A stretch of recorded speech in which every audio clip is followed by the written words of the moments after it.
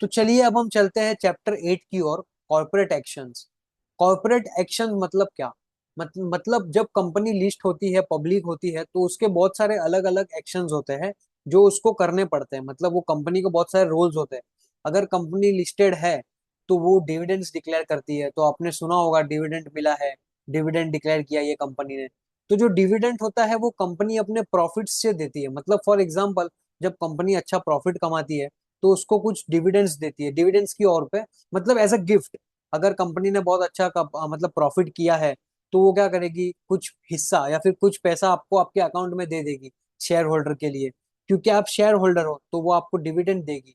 Company dividends declare करती है, वो कंपनी के ऊपर डिपेंड करता है। कंपनी को डिविडेंड देना है नहीं देना है वो कंपनी के ऊपर डिपेंड होता है। तो डिविडेंड एज अ आपको इंसेंटिव्स की, जैसे जैसे आपने कंपनी में इन्वेस्ट किया और ये साल कंपनी बहुत अच्छा प्रॉफिट कमाई है, तो कंपनी सोचती है चलो हमारे शेयर होल्डर्स को कुछ दिया जाए पैसा, तो वो डिविडेंड्स देती है।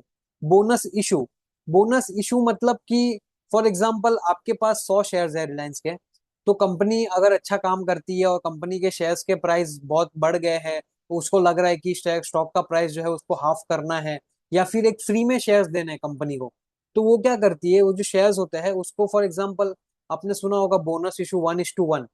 मतलब जिसके पास एक शेयर है उसको एक और शेयर मिलेगा फ्री में। दैट इज बोनस इशू, कि आपको फ्री में शेयर्स मिल रहे हैं। स्टॉक स्प्लिट, अभी स्टॉक स्प्लिट क्या होता है? फॉर एग्जाम्पल, रिलायंस इंडस्ट्रीज का शेयर 1000 पे है, तो अभी कंपनी क्या सोचती है कि 1000 का शेयर है, तो इसको हम डिवाइड कर देते हैं, हम एक काम करते हैं, इसको हम आधा कर देते हैं, 500 पे ला देते हैं। तो इससे होगा क्या कि रिलायंस की शेयर की प्राइस 500 रुपीज हो जाएगी। वो कंपनी डिसाइड करती है कि अभी 500 रुपया मेरे को ये शेयर की प्राइस रखनी है। तो इसमें होगा क्या कि जिसने एक शेयर लिया रिलायंस का, उसको दो शेयर मिल जाएंगे।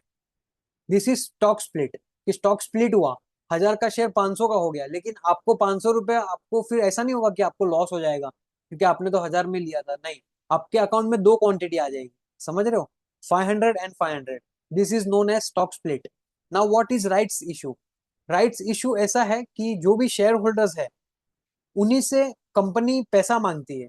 फॉर एग्जाम्पल, अभी रिलायंस इंडस्ट्रीज को पैसा चाहिए, तो वो क्या करती है, वो बोलती है जो शेयर होल्डर्स है उन्हीं से मांगती है कि हमको पैसे की जरूरत है, तो आप हमको पैसा दे दो। तो ये होता है राइट्स इशू। तो कंपनी राइट्स इशू करती है जिसके माध्यम से जो शेयर होल्डर्स ऑलरेडी होते हैं वो इसमें पार्टिसिपेट कर सके और वो कंपनी के शेयर्स ले सके। तो this is known as rights issue. What is buyback of shares? Buyback of shares होता है कंपनी जब अपने खुद के शेयर्स वापस खुद ले लेती है पब्लिक से। That is buyback of shares. तो ऐसा क्यों करती है कंपनी? इसके बहुत सारे रीजंस हो सकते हैं। हो सकता है कंपनी को अभी जो है आउटस्टैंडिंग शेयर्स जो है वो कम करने हैं, उसकी अर्निंग्स पर शेयर जो है, अर्निंग पर शेयर, उसको बढ़ाना हो। और भी बहुत सारे रीजंस होते हैं, वो हम आगे डिस्कस करेंगे। बट सिंपली आप समझिए, बायबैक ऑफ शेयर्स मतलब कंपनी बाय कर रही है अपने शेयर्स को फिर से पब्लिक से। जैसे कंपनी ने पब्लिक पब्लिक में शेयर्स दिए थे, तो जब वो खुद वापस लेती है, वो प्रमोटर वो कंपनी के शेयर्स को वापस लेती है, that is known as buyback of shares. मतलब वो शेयर्स को वापस बाय करना।